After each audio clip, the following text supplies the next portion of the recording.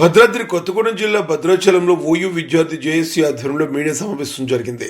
స్థానిక సంస్థల ఎన్నికల్లో రిజర్వేషన్ల కేటాయింపు అన్యాయంగా ఉందని జేఏసీ రాష్ట్ర అధ్యక్షుడు గడ్డం శ్రీరామ్ తీవ్రంగా విమర్శించారు.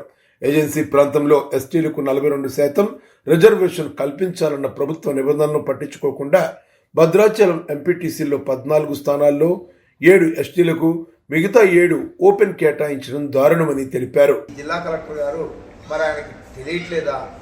మరి రాష్ట్ర ప్రభుత్వం ఇచ్చిన 42% నువ్వు అమలు జరగట్లేదు. ఎస్సీలకు రావాల్సిన 2 సీట్లు రాలేదు, బీసీలకు 3 రావాలి, అది రాలేదు.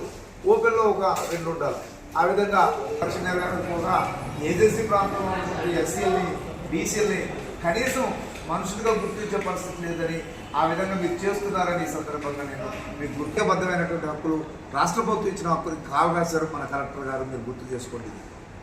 కాబట్టి మేము ఈరోజు బుద్ధి తెచ్చుకొని చేస్తున్నటువంటి తప్పుల్ని ఇది కరెక్ట్ కాదు, సవరించుకోవాలి మీ తప్పుల్ని.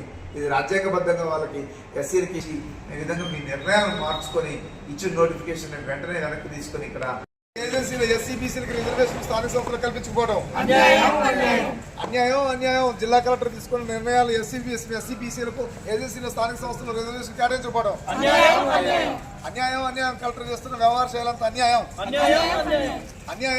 కలెక్టర్ గారు చేస్తున్న వ్యవహార శైలంత అన్యాయం. అమలు జరపాలి. కలెక్టర్ గారు ఇక్కడ బీసీలకి 42%, ఎస్సీలకి 15% అమలు జరపాలి. మార్చుకోవాలి. కలెక్టర్ గారు తన నిర్ణయాన్ని వెంటనే మార్చుకోవాలి. కలెక్టర్ గారు తన తప్పు నిర్ణయాలు వెంటనే